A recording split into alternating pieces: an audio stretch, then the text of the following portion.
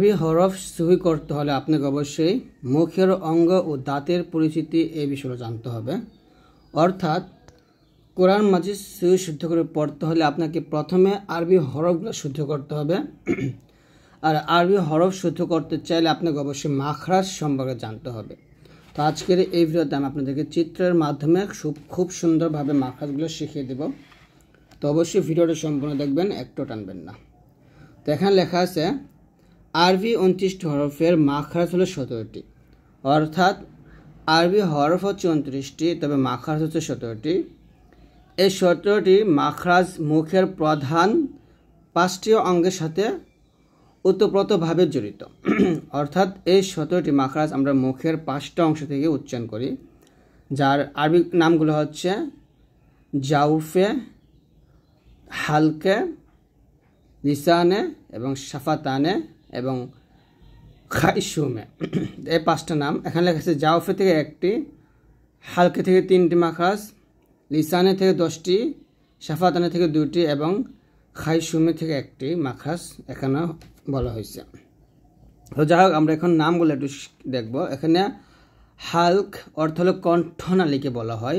Hulk অর্থাৎ আমাদের যে গলাটা আছে, এই যে এই গলাটাকে হালক বলা হয়, ঠিক আছে। তারপর হলো শাফাতান। শাফাতান বলা হয় 2 ঠোঁটকে বলা হয়।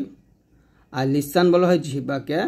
জাউফ বলা হয় মুখ ও কণ্ঠনালীর খালি জায়গাকে এবং খয়সুম বলা হয় হচ্ছে নাকের বাঁশিকে। অর্থাৎ নাকের বাঁশিকে আমরা খয়সুম বলি।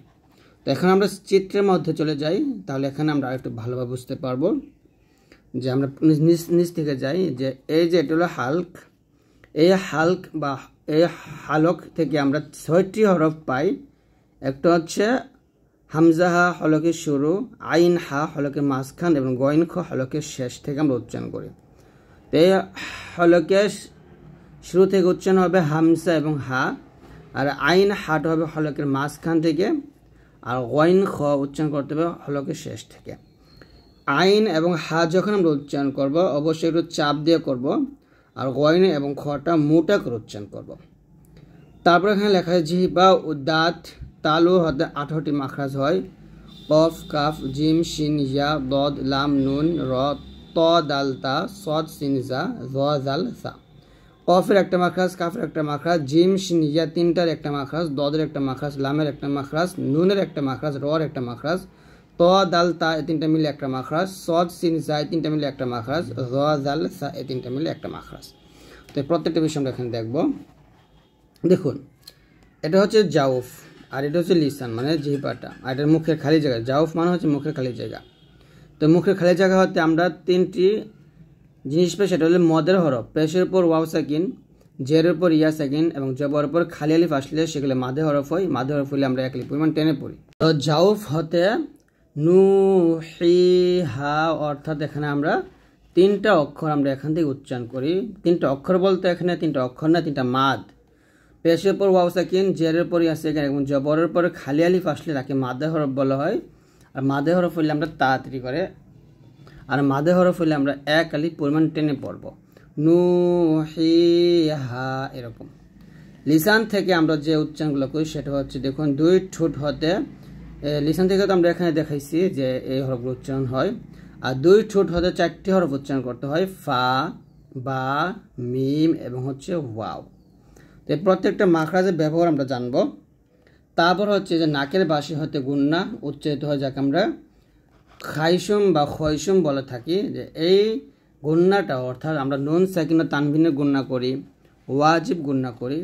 তো এই গুন্নাগুলা আমরা নাকের বাঁশি থেকে উচ্চারণ করব, ঠিক আছে।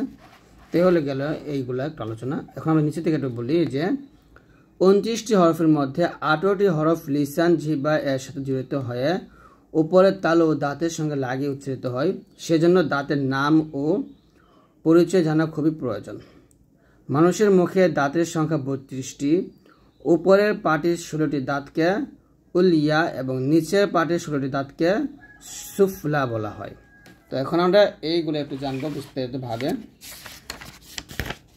দেখুন, এখানে প্রত্যেকটা বিস্তারিতভাবে দেওয়া আছে যে সানায়া অর্থ সম্মুখ দাঁত, ডানে বামে চারটে দাঁতকে সানাইয়া দাঁত বলা হয়। যেমন এই যে এখানে দেখুন 1 1 2 2, এই যে 1, এই যে 2, এই 2, এই দুইটা দাঁত এবং 1 1, এই মিলে চারটা দাঁত। এই চারটে দাঁতকে বলে সানাইয়া দাঁত বলা হয়, অর্থাৎ সম্মুখ দাঁত বলা হয়। রবাইহা অর্থাৎ শক্ত দাঁত, ডানে একটা থাকবে বামে একটা থাকে, আবার ডানে একটা বামে একটা, মোট চারটে থাকে দাঁত। আমরা যদি এখানে রবাইয়া যাই, এই যে দেখুন এই যে একটা দাঁত, এই যে একটা দাঁত, তারপরে এই যে 3 নম্বর, এই 3 নম্বর, তো এই 2 নম্বর, এই 2 নম্বর, এইগুলোকে আমরা শক্ত দাঁত বলে থাকি। তারপর হচ্ছে আনয়াব অর্থ হলো সেদন দাঁত, এটাও চারটা দাঁত আছে দেখুন। তো এখানে আপনারা চিত্রটা দেখলে বুঝতে পারবেন যে দাঁতগুলো এখানে দেওয়া হয়েছে। তো এখানে আমাদের বেশি গুরুত্বপূর্ণ হচ্ছে এই যে পরিপক্ত দাঁত অথবা পেশন দাঁত, এই দাঁতগুলো হলো গুরুত্বপূর্ণ। এই যে মাড়ির দাঁতগুলা, আমরা এই মাড়ির দাঁতগুলা থেকে আমরা কিন্তু হরফগুলো উচ্চারণ করি, উপরের এবং নিচে, এই যে মাড়ির দাঁত, এই যেগুলা, ঠিক আছে। তো এইগুলো আপনারা বুঝতেই পারছেন এই চিত্র থেকে দাঁতের নাম আর কি। ওলিয়া হলো উপরের পার্টি, আর সুফলা হলো নিচের পার্টি, অর্থাৎ উপরের দাঁতগুলো হচ্ছে এইগুলো, আর এগুলো হচ্ছে নিচের দাঁতগুলো। তো যাই হোক, আপনারা এখান থেকে একটু বুঝে নেন। এখানে দেখুন দাঁতের প্রত্যেকটা নাম এবং কোথায় কয়টা দাঁত, প্রত্যেকটা নাম দেওয়া আছে এখানে, আর নিচে চিত্র দেওয়া আছে। তো আশা করছি আজকের এই ভিডিও থেকে আপনারা এই বিষয়গুলো বুঝতেই পারছেন যে দাঁতের নামগুলা। তো এইভাবে যদি আপনারা এই প্রত্যেকটা বিষয় বুঝেন, তাহলে কিন্তু আপনার কোরআন মাজিদ শিখতে সুবিধা হবে। তো এখন আমি আপনাদেরকে একটু মাখরাজ সম্পর্কে বলে দেব, যে এখান থেকে বলে দেই যে বা মিম ওয়াও এই 3টা অক্ষর উচ্চারণ হয় 2 ঠোঁট থেকে।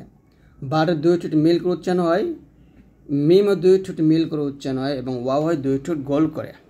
তবে এখানে বাটা 2 ঠোঁটের ভিজা অংশ থেকে মিলবে, আর মিমটা 2 ঠোঁটের শুকনো অংশ মিলবে। ফাটা উচ্চারণ করতে হবে উপরে 2 দাঁত নিচের ঠোঁটের পেটে লাগিয়ে বা মাঝখানে লাগিয়ে। এই 4টা অক্ষরের ঠোঁটের বৈশিষ্ট্য গেল। এই 6টা অক্ষর হচ্ছে হামজা হা গলার শুরু থেকে, আইন হা গলার মাঝখান থেকে, এবং গয়ন খোলা গলার শেষ থেকে উচ্চারণ করতে হয়। তারপর আসেন এই যে যাও ফলুন, মুখের খালি জায়গা হতে মাদের হরফ আসে নু হি হা, আর খয়সুম হচ্ছে নাকি বাসে হতে আমরা গুণনা করি, ওয়াজিব গুণনাটা, এই গুণনাটা করতে হয়।